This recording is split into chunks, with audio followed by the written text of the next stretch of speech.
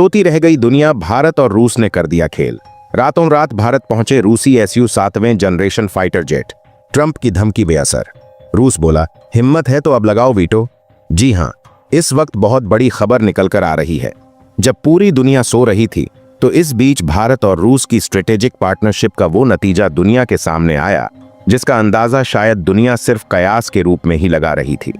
अब तक जहां एक तरफ पूरी दुनिया यह मान रही थी कि भारत और रूस के बीच में स्ट्रेटेजिक पार्टनरशिप के चलते जल्द ही भारत को रूस के Su-77 मिलने जा रहे हैं और रूस ने भी इसको लेकर के बड़ी जानकारी साझा की थी, लेकिन अब इन सभी चीजों पर भारत और रूस की स्ट्रेटेजिक पार्टनरशिप भारी पड़ती नजर आ रही है।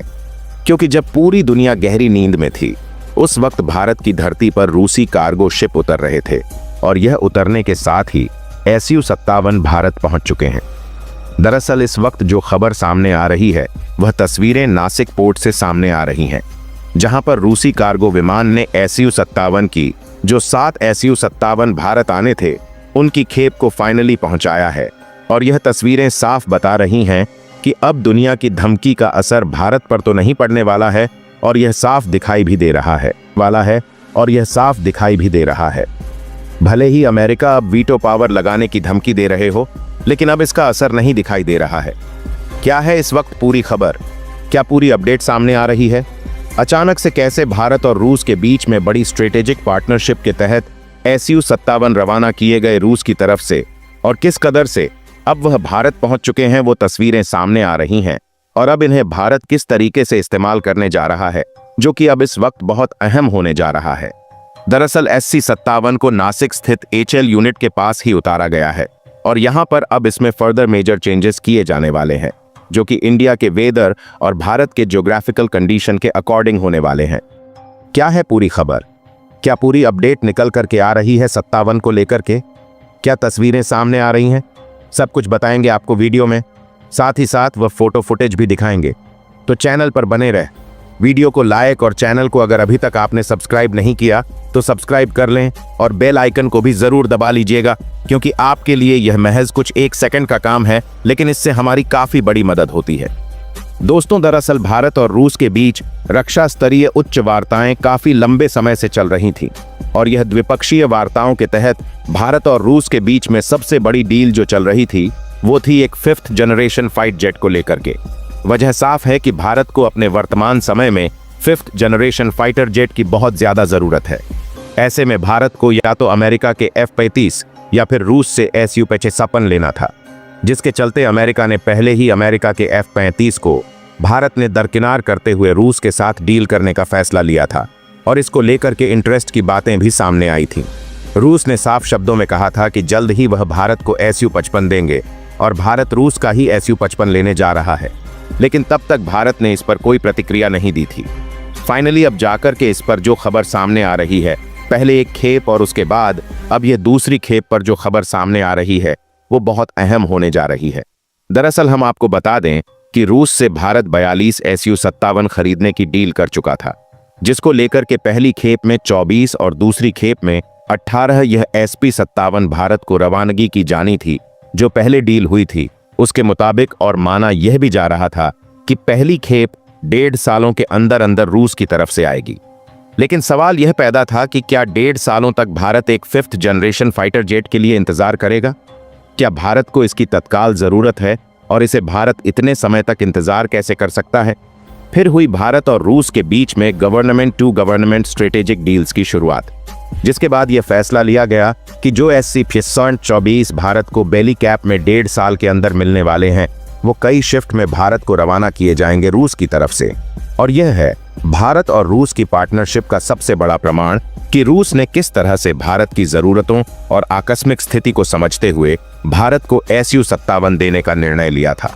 रूस ने न सिर्फ S-57 दिया है, बल्कि भारत को रूस की तरफ से जो इसका सोर्स कोड है और वो ब्लूप्रिंट है, दोनों भारत को पहले ही पहुंचाए जा चुके थे, जिसके अकॉर्डिंग भारत के नासिक स्थित HL में SC-57 की यूनिट को डेवलप किया जा रहा है।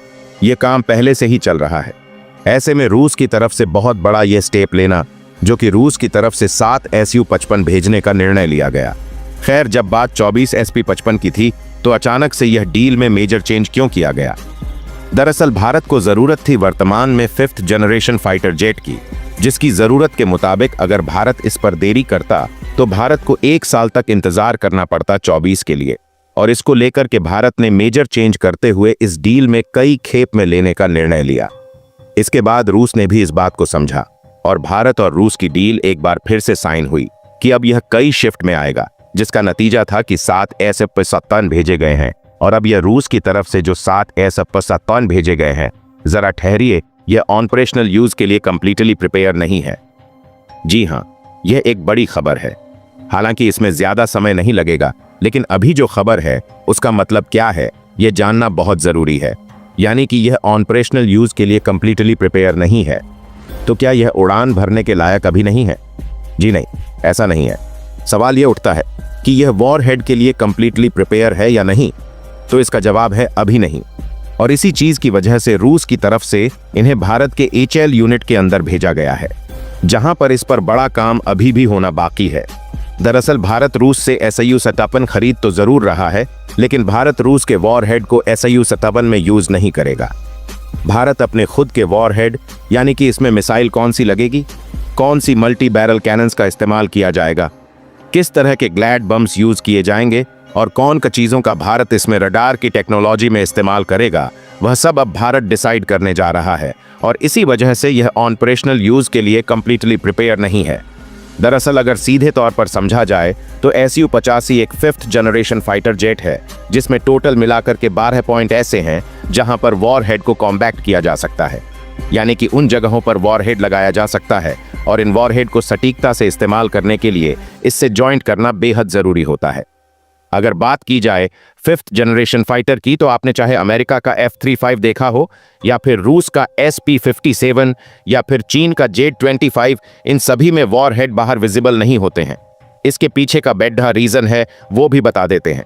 दरअसल रीजन यह होता है कि जो SU-57 या फिर कोई भी 5वां रजिस्टर फाइटर जेट है, उसकी कैपेबिलिटी होती है कंप्लीटली स्टिल्थ होने की। और अगर वॉरहेड बाहर होंगे तो वह कंप्लीटली स्टिल्थ नहीं हो सकेगा। इसलिए इन्हें वॉरहेड फाइटर जेट के अंदर ही छिपाए जाते हैं, जो जरूरत के समय इनके ओपन होते हैं गेट और वहां से वॉरहेड को ड्रॉप किया जाता है या फिर मिसाइल्स को लॉन्च किया जाता है। और इसी चीज की टेक्नोलॉजी अब भारत खुद में डेवलप करेगा। यानी कि भारत रूस की मिसाइलों का इस्तेमाल न करके अपनी खुद की ब्रह्मोस, अपनी खुद की आकाश और अपने खुद के गौरव ग्लाइड बम, साथ ही साथ रडार टेक्नोलॉजी भी भारत इसमें अपने इस्तेमाल करने जा रहा है। जिसमें अब यह जो कंप्लीटली प्रिपेयर नहीं है, उसे नासिक स्थित HL यूनिट के अंदर, जहां सुखोई 30 MKI पहले से ही तैयार हो रहे हैं, वहीं इसे प्रिपेयर किया जाएगा। और इसमें भी माना यह जा रहा है लगभग 5 से 6 महीने का समय लग जाएगा। इसके बाद ही यह कंप्लीटली उड़ान भरने के लिए तैयार हो पाएंगे। खैर, यह तो रही बात ऑपरेशनल यूज की, लेकिन इसका मतलब यह नहीं है कि भारत को इसमें बहुत ज्यादा समय लगता है या फिर भारत इसे अभी उड़ा नहीं सकता है। अगर ऐसा समझ रहे हैं तो बिल्कुल गलत है। यानी कि यह उड़ान भरने के लिए कैपेबल है, लेकिन इसे प्रॉपरली कंप्लीटली एक स्टील फाइटर चिट के रूप में तैयार करने में भारत को अभी समय लगने जा रहा है। और यही वजह है कि रूस भारत को 7 Su-55 भेज चुका है। रीजन, रूस की एक बड़ी टीम भारत के अंदर काम करने जा रही है, जो कि इसे इसके वॉरहेड को भारत को अपने वॉरहेड में लगाने के लिए मदद करेगी। न सिर्फ टेक्नोलॉजी ट्रांसफर की जरूरत इसके लिए पड़ती है, बल्कि इसके लिए सोर्स कोड की भी बहुत जरूरत पड़ती है। ठीक है, मोटा मोटी आपको एक बात और बता देते हैं। जैसा कि आपने राफेल को लेकर के खूब सुना होगा कि राफेल ने भारत को सोर्स कोड देने से मना कर दिया था, राफेल का फ्रांस ने। जिसके बाद भारत ने साफ किया था कि हमें इस पे अपने वॉरहेड लगाने थे, जिसमें हम वॉरहेड लगाने में कैपेबल नहीं हो पाए क्योंकि हमारे पास सोर्स कोड मौजूदा हालत में नहीं था। और यही सोर्स कोड इतना अहम हो जाता है कि अगर भारत को अपने फाइटर जेट, किसी भी फाइटर जेट में अपने वॉरहेड लगाने हैं, तो सोर्स कोड की अहम जरूरत पड़ती है। और इसीलिए रूस ने समय से पहले ही भारत को ASV5 का सोर्स कोड प्रोवाइड कर दिया। यानी कि अब जो मेजर जो मैन्युफैक्चरिंग लाइन, डेवलपमेंट लाइन है, वह रूस की इंडिया के अंदर धीरे धीरे करके शुरू हो रही है। या यूं समझ लीजिए, रूस अभी फाइटर जेट को तैयार करके भारत भेजेगा और भारत उन्हें फाइनली कंप्लीटली यूजेबल बनाएगा। सुनिए, जहां पर यहां पर बात यही नहीं खत्म होती है। दरअसल रूस और भारत के बीच में जो डील हुई है, उसमें रूस ने न सिर्फ भारत को S-57 दिया है, बल्कि भारत से कुछ मांगा भी है। जी हाँ, अब आप यह सोच रहे होंगे कि रूस के पास तो इतने अच्छे डिफेंस प्रोडक्ट्स हैं जो कि वो भारत और दुनिया को तमाम बिजनेसों को बेचता है, लेकिन रूस को ऐसी क्या चीज़ की ज़रूरत पड़ गई जो उसे भारत से लेने की ज़रूरत पड़ रही है। दरअसल अगर देखा जाए तो रूस के वॉरहेड यानी कि जो Su-55 में रूस खुद भी इस्तेमाल करता है वह काफ़ी महंगे पड़ते हैं।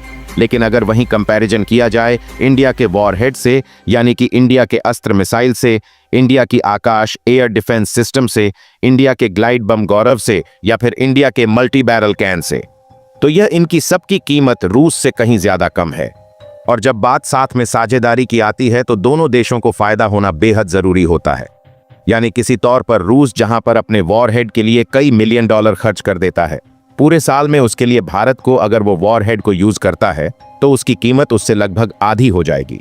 यानी कि इससे रूस का भी बड़ा फायदा होने वाला है। और यही वजह है कि रूस इन फ्यूचर Su-55 में इंडिया के वॉरहेड का इस्तेमाल करेगा, जो कि अपने आप में बेहद खास है। आपने खुद देख लिया है, हाल फिलहाल में पूरी दुनिया देख चुकी है कि भारत ने कितना पिन पॉइंट टारगेट किया था। और यह बात न सिर्फ रूस बल्कि पूरी दुनिया बेहतर जान चुकी है कि भारत के परमाणु हथियारों से लेकर के भारत के मिसाइलों और तमाम चीज़ों पर शक करना बेवकूफ़ी है। और इसीलिए भारत का रक्षा उत्पाद निर्यात वर्तमान समय में लगभग 1.5 गुना तक बढ़ चुका है उसी हालत के बाद से। और यही वजह है कि रूस खुद भी चाहता है कि Su-57 में कंप्लीटली वॉरहेड वो भारत के ही यूज करें। और इसलिए न सिर्फ रूस ने जो डील की है उसमें यह बात रखी है कि वह भारत से वॉरहेड चाहिए उसको, बल्कि रूस ने यह भी कहा है कि इन इंडिया फ्यूचर में जो Su-55 बनने जा रहे हैं और साथ ही साथ रूस में जो Su-57 बनेंगे उन दोनों में इंडियन वॉरहेड का इस्तेमाल किया जाएगा, चाहे वह रूस इस्तेमाल करें या फिर भारत। इसके साथ साथ अगर वह दोनों यानी भारत और रूस दोनों किसी देश को AS-27 बेचने पर सहमत होते हैं तो उसमें भी भारतीय वॉरहेड यानी कि इंडियन वॉरहेड्स का भी इस्तेमाल किया जाएगा, जो कि भारत के लिए बहुत पॉजिटिव न्यूज़ है। ऐसा क्यों? क्योंकि इससे भारत के शस्त्र मार्केट यानी कि जो वॉरहेड मार्केट्स है उसको इम्प्रूवमेंट मिलेगा और भारत की इकोनॉमी में डेवलपमेंट भी इससे बेहतर मिलने वाला है। इससे बेहतर डील और कहां मिल सकती है, जहां एक तरफ रूस की तरफ से यह बात सामने आई है। अब इस खबर के आने के बाद से दुनिया भर में इस पर चर्चाएं शुरू हो जाए। रीजन क्योंकि अब तक अमेरिका यह मान रहा था कि रूस और भारत अभी दोनों, अमेरिका और रूस दोनों एक ही स्थिति पर खड़े हुए हैं। यानी कि रूस से Su-57 या तो भारत लेगा या फिर अमेरिका से F-35 और दोनों डीलें भारत के सामने हैं। हालांकि अब तक अमेरिका को यह मालूम नहीं था, लेकिन अब जैसे ही यह खबर सामने आएगी अमेरिका पूरी तरीके से बिलबिला उठा है। अमेरिका का यह मानना है पहले अमेरिका भारत को 500% तक के टैरिफ की धमकी दे रहा था, लेकिन अब वही अमेरिका भारत को वीटो पावर की धमकी देना शुरू कर चुका है। और अमेरिका का यह मानना है कि यूनाइटेड नेशन जनरल असेंबली यानी कि UN जनरल असेंबली में अब वो भारत को कटघरे में लाएगा। और सबसे बड़ी बात यह है कि भारत का इससे जो व्यापार है वह प्रभावित करने की अमेरिका कोशिश में ज़रूर है। रीज़न ये है कि अमेरिका और यूरोपियन यूनियन जब भी होते हैं एक साथ हो जाते हैं। ऐसे में यूरोपियन यूनियन के कई देश जहां पर भारत का एक्सपोर्ट इंपोर्ट होता है, अगर वो देश भारत से इस एक्सपोर्ट इंपोर्ट को बाधित करते हैं या फिर अमेरिका के कहने पर ऐसा कुछ होता है तो इससे भारत का व्यापार कमज़ोर पड़ेगा। लेकिन यहाँ पर बहुत बड़ा वर्ड हो जाता है। रीज़न ये है कि अमेरिका के पास अगर UN में वीटो पावर है तो शायद वो यह भूल चुका है कि इस UN में ही रूस के पास भी वीटो पावर है, और यह वही रूस है जिसके साथ भारत AS-52 की डील कर रहा है। अमेरिका अगर वीटो पावर का इस्तेमाल करेगा तो रूस इस पर क्रॉस वीटो पावर का इस्तेमाल करने की हिम्मत रखता है। और सीधे तौर पर रूस यह कह भी रहा है कि अमेरिका हिम्मत है तो वीटो पावर का इस्तेमाल करके दिखाओ, फिर देखना इसके बाद हम क्या करते हैं। खैर, यह बातें अलग हैं। लेकिन अब बात रही 57 को लेकर के, तो भारत के पास अब 5th जनरेशन फाइटर जेट को लेकर के जो दुनिया तेवर दिखा रही थी वो तेवर अब ठंडे होते नजर आ रहे हैं। एक तरफ चीन इस खबर से बौखला उठा है। जो चीन अब तक यह कह रहा था वह 6th जनरेशन फाइटर जेट बना रहा है,